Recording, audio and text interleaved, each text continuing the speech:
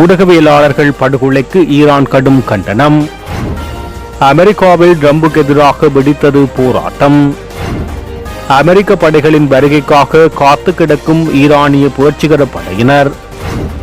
அமெரிக்காவிடம் வசமாக சிக்கிய ரஷ்யா, ஜெலன்ஸ்கியிடம் சென்ற உளவு தகவல்களால் பதற்றம். உலகின் மிகப்பெரிய அலுமினிய ஆலை மீது ஈரான் தாக்குதல்.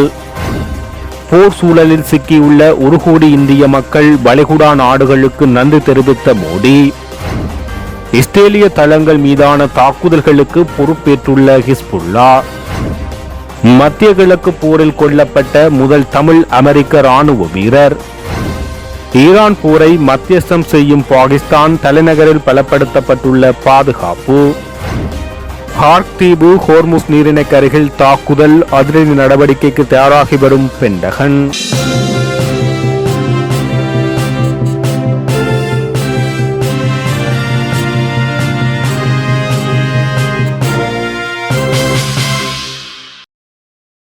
ஈரான், இஸ்ரேல் மற்றும் அமெரிக்கா இடையே கடந்த பிப்ரவரி மாதம் 28ஆம் தேதி ஆரம்பமான போர் இன்று 1 மாதம் கடந்து தொடர்ந்து நடைபெறுகிறது.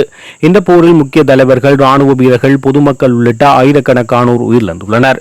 மத்திய கிழக்கு போரில் தமிழ் அமெரிக்க ராணுவ வீரரான விசாகன் சத்தியமூர்த்தி என்பவரும் கொல்லப்பட்டுள்ளார். 1993ஆம் ஆண்டு மே மாதம் 10ஆம் தேதி அமெரிக்க ராணுவத்தில் இணைந்த இவர் கடந்த மார்ச் மாதம் 21ஆம் தேதி உயிரிழந்தார்.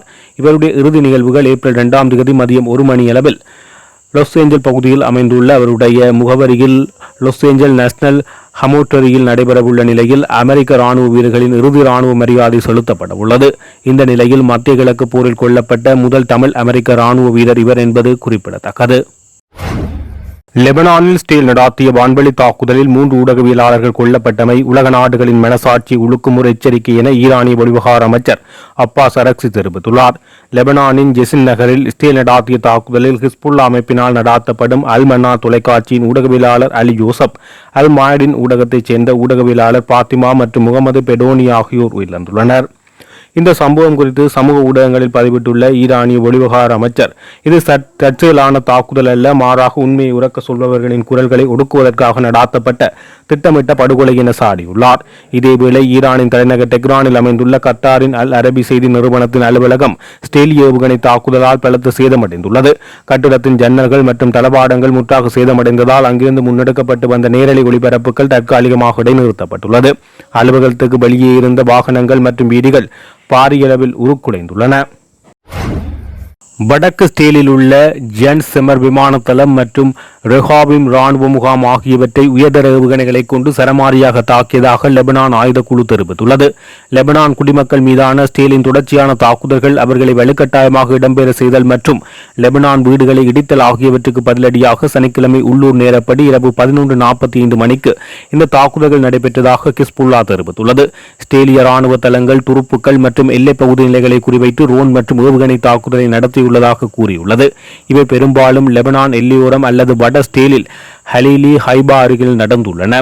சில தாக்குதல்கள் இஸ்ரேலின் டெல் அவிவ் அருகிலுள்ள ராணுவ தலைமையகம், விமானப்படை தளங்கள் அல்லது ஏவுகணை பாதுகாப்பு அமைப்புகளை குறிவைத்ததாக ஹிஸ்புல்லா உரிமை கோரியுள்ளது.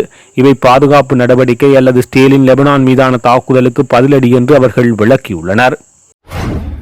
உலகின் மிகப்பெரிய அலுமினிய உற்பத்தி நிறுவனங்களில் ஒன்றான பக்ரைனின் அலுமினிய உற்பத்தி தொழிற்சாலை மீது ஈரான் தாக்குதல் நடத்தியுள்ளதாக சர்வதேச ஊடகங்கள் செய்தி வெளியிட்டுள்ளது.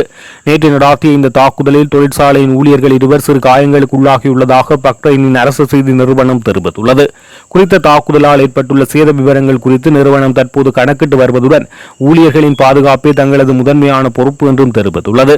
ஹோர்முஸ் நீரிணை மூடப்பட்டுள்ளதால் ஏற்பட்டுள்ள இடையூறுகளுக்கு மத்தியில் தமது உற்பத்தி திறனில் சுமார் 19% ஏற்கனவே நிறுத்தப்பட்டுள்ளதாக நிறுவனம் இதற்கு முன்னர் குறிப்பிட்டுள்ளது. இந்த உற்பத்தி குறைப்புகள் உலகளாவிய அலுமினிய பற்றாக்குறை குறித்த அச்சத்தை அதிகரித்து வருவதுடன் இந்த மாத தொடக்கத்தில் அலுமினிய விலைகள் 4 ஆண்டுகளில் இல்லாத அளவுக்கு உச்சத்தை எட்டியுள்ளதாக சுட்டிக்காட்டப்பட்டுள்ளது. இந்த நிலையில் ஈரானின் 2 உருக்கு தொழிற்சாலைகள் மீது நடாத்தப்பட்ட தாக்குதலுக்கு பதிலடியாகவே பக்ரைன் மற்றும் ஐக்கிய அரபு அமீரகத்தின் அலுமினிய தொழிற்சாலைகளை இலக்கு வைத்ததாக ஈரானிய புரட்சிகர ராணுவம் தெரிவித்துள்ளது. மத்திய கிழக்கு மற்றும் வளைகுடா பகுதிகளில் உள்ள அமெரிக்க ராணுவ தளங்களை ரஷ்யா கண்காணித்து வருவதாக உளவு தகவல்கள் கிடைத்துள்ளதாக உக்ரைன் ஜனாதிபதி விளாடிமிர் ஜெலன்ஸ்கி தெரிவித்துள்ளார். அமெரிக்க தளங்கள் தொடர்பிலான தகவல்களை ரஷ்யா ஈரானுக்கு வழங்கி வருவதாக முன்னதாகவே செய்திகள் வெளியாகியிருந்த நிலையில் உக்ரைன் ஜனாதிபதியின் இந்த கருத்து வெளியாகியுள்ளது. இந்த வாரம் மட்டும் 7 முக்கிய இடங்களை ரஷ்யா கண்காணித்தோ புகைப்படம் எடுத்ததோ உள்ளதாக கூறியுள்ளார். அதில் குறைந்தது குவைத், சவுதி அரேபியா, துருக்கி மற்றும் கத்தார் ஆகிய நாடுகளில் உள்ள அமெரிக்க, மத்திய கிழக்கு மற்றும் பிரிட்டிஷ் தளங்கள் மற்றும் இந்திய பெருங்கடலில் உள்ள டிகாயோ கார்சியாவில் உள்ள அமெரிக்க பிரிட்டிஷ் தளம் உட்பட அனைத்தும் உள்ளடங்குவதாக ஜெலன்ஸ்கி குறிப்பிட்டுள்ளார். இந்த குற்றச்சாட்டுகள் குறித்து அமெரிக்காவில் உள்ள ரஷ்ய தூதரகத்திடம் விளக்கம் கூறப்பட்டுள்ளதாக தகவல்கள் தெரிவிக்கின்றன. இதேவேளை அமெரிக்க பாதுகாப்புத்துறை இது குறித்து கருத்து தெரிவிக்க மறுத்துள்ளதுடன் உளவு தகவல்கள் தொடர்பாக பொதுவாக கருத்து தெரிவிக்க முடியாது என பதிலளித்துள்ளது. மத்திய கிழக்கு போரின் பின்னணியில் அங்கு வசிக்கும் 1 கோடிக்கும் அதிகமான இந்தியர்களுக்கு ஆதரவளித்த சவுதி அரேபியா மற்றும் பிற வளைகுடா நாடுகளுக்கு இந்திய பிரதமர் நரேந்திர மோடி தனது நன்றியை தெரிவித்துள்ளார். இன்று நடைபெற்ற மன் கி பாத் வானொலி நிகழ்ச்சி மூலம் இந்திய மக்களிடம் உரையாற்றிய போது பிரதமர் மோடி இந்த நன்றியை வெளியிட்டார். உலக எரிபொருள் நெருக்கடியை இந்தியா வெற்றிகரமாக எதிர்கொண்டு வருவதாகவும் பெட்ரோல் மற்றும் டீசல் விலைகளை கட்டுப்படுத்த அரசு வரிச்சலுகை வழங்கியதாகவும் அவர் கூறினார். எரிவாயு பற்றாக்குறையை சமாளிக்க குழாய்கள் மூலம் இயற்கை எரிவாயு விநியோகம் துரிதப்படுத்தப்படும் என அவர் குறிப்பிட்டுள்ளார். இந்த போர்ச்சூழலை அரசியல் ஆதாயங்களுக்கு பயன்படுத்த வேண்டாம் என எதிர்க்கட்சிகளை கேட்டுக்கொண்ட அவர் நாட்டினுடைய மக்களின் பாதுகாப்புக்கு அனைவரும் ஒன்றிணைய வேண்டும் என வலியுறுத்தியுள்ளார். அமெரிக்க வீரர்கள் ஈரானிய தரையில் காலடி வைத்தவுடன் அவர்கள் மீது சரமாரியாக தாக்குதல் நடத்த ஈரானிய படைகள் காத்திருக்கின்றது என ஈரானிய பாராளுமன்ற சபாநாயகர் முகமது பாக்கர் ஹாலிகாபப் தெரிவித்துள்ளார். எதிரி பகிரங்கமாக பேச்சுவார்த்தைக்கான சைகைகளை காட்டுகிறான், ஆனால் ரகசியமாக தரவழி தாக்குதலுக்கு திட்டமிடுகிறான் என அவர் கூறியுள்ளார். அமெரிக்க வீரர்கள் தரவழியாக நுழைந்ததும் அவர்கள் மீது சரமாரியாக தாக்குதல் நடத்த ஈரானிய படைகள் காத்திருக்கின்றன என காலிகாபாப் தெரிவித்துள்ளார். ஈரான் சரணடைவது குறித்து ஈரானின் செய்தி தெளிவானது என்றும் அது அவமானத்தை ஏற்றுக்கொள்ளாது என்றும் ஹாலிபாப் அரபு மொழியில் தெரிவித்துள்ளார். சபாநாயகர் காலிபாப் இராணுவ பின்னணியை கொண்ட ஒரு பழமைவாத ஈரானிய அரசியல்வாதி ஆவார். இவர் மே 2020 முதல் ஈரானின் நாடாளுமன்ற சபாநாயகராக இருந்து வருகிறார். 1961 பிறந்த இவர் 1980 இஸ்லாமிய புரட்சிகர பாதுகாப்பு படையில் சேர்ந்தார்.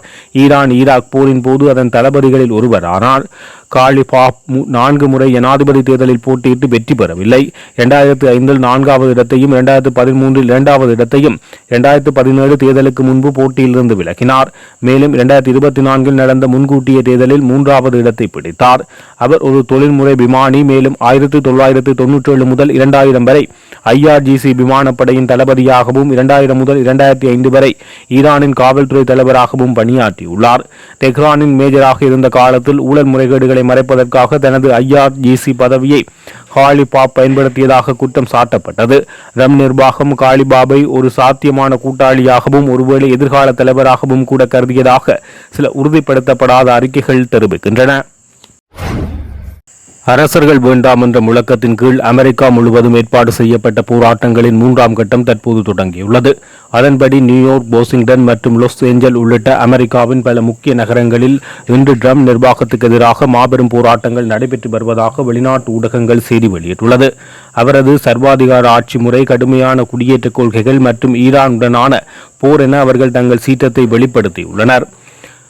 பெரிய நகரங்கள் மற்றும் சிறிய நகரங்கள் உட்பட அனைத்து 50 மாநிலங்களிலும் 3300க்கும் மேற்பட்ட நிகழ்வுகளில் இன்று குறைந்தது 8 மில்லியன் மக்கள் கூடினர் என ஏற்பாட்டாளர்கள் தெரிவித்துள்ளனர்.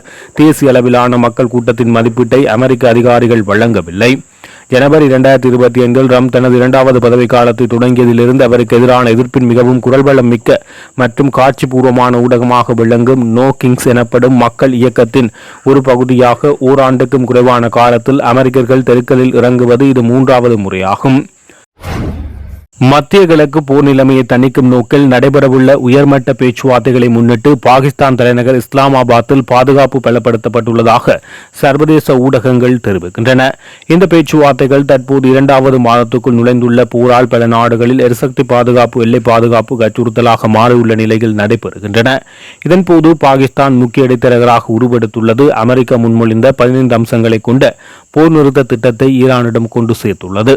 எவ்வாறாயினும் பாகிஸ்தானின் பாதுகாப்பு ஆய்வாளர் ஓய்வு பெற்ற லெப்டினன்ட் ஜெனரல் முகமது சயித் இந்த பேச்சுவார்த்தைகளில் உடனடி தீர்வை அளிக்கும் வாய்ப்பு குறைவு என தெரிவித்துள்ளார். எனினும் சவுதி அரேபியா ஈரானுக்கு சில நிபந்தனைகளை முன்வைத்து அவை ஏற்றுக்கொள்ளப்பட்டால் மேற்கு நாடுகள் மற்றும் அமெரிக்காவுடன் இணைந்து செயல்படும் வகையில் மத்தியஸ்தத்தில் அதிக ஈடுபாடு காட்டக்கூடும் என அவர் நம்பிக்கை தெரிவித்துள்ளார். இந்த உயர்மட்ட பேச்சுவார்த்தைகள் ஞாயிற்றுக்கிழமை பிற்பகல் தொடங்கும் என எதிர்பார்க்கப்படுகிறது. இதனை முன்னிட்டு இஸ்லாமாபாத்தில் உள்ள வெளியுறவு அமைச்சரக வளாகத்தை சுற்றி பாதுகாப்பு பலப்படுத்தப்பட்டுள்ளதாக தெரிய வருகிறது. இந்த பேச்சுவார்த்தைகள் பிராந்தியத்தில் நிலவும் பதற்றத்தை குறைக்கும் முக்கிய முயற்சியாக கருதப்படுகின்றமை குறிப்பிடத்தக்கது. மத்திய கிழக்கு போர் 5வது வாரமாக நீடித்து வரும் நிலையில் காக் தீவு மற்றும் ஹோர்முஸ் நீர்மைக்கு அருகில் உள்ள கடலோர பகுதிகள் மீதான தாக்குதல்கள் உட்பட ஈரானில் பல வார கால தரைவழி நடவடிக்கைகளுக்கு பென்டகன் தயாராகி வருவதாக வாஷிங்டன் போஸ்ட் செய்தி வெளியிட்டுள்ளது. இந்த திட்டங்களின் சிறப்பு நடவடிக்கை படையினர் மற்றும் வழக்கமான காலாட்படையினரின் திடீர் தாக்குதலால் இடம்பெறலாம்.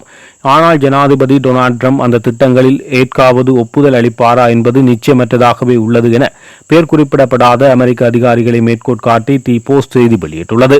எந்த ஒரு தரைவழி நடவடிக்கையும் ஒரு முழு அளவிலான படையெடுப்பாக இருக்காது என்று அந்த அறிக்கையில் குறிப்பிடப்பட்டுள்ளது. ஈரானின் மிகப்பெரிய எண்ணெய் முனையம் அமைந்துள்ள காக் தீவை கைப்பற்றுவது குறித்தும் கடந்த மாதம் மத்திய கிழக்கு போர் தொடங்கியதிலிருந்து தெஹ்ரானில் திறம்பட தடுக்கப்பட்டுள்ள ஹோர்முஸ் நீர்மைக்கு அருகில் உள்ள பிற கடலோர பகுதிகளின் வணிக மற்றும் ராணுவ கப்பல் போக்குவரத்தை தாக்கக்கூடிய ஆயுதங்களை கண்டறிந்து அளிப்பதற்காக சோதனைகள் நடாத்துவது குறித்து ரம் நிர்வாகம் விவாதித்து வருவதாக தி போஸ்ட் செய்தி வெளியிட்டுள்ளது. பரிசீலனையில் உள்ள நோக்கங்களை நிறைவு செய்வதற்கு மாதங்கள் அல்ல வாரங்களே ஆகக்கூடும் என்று ஒருவர் போஸ்ட் பத்திரிகையிடம் தெரிவித்தார்.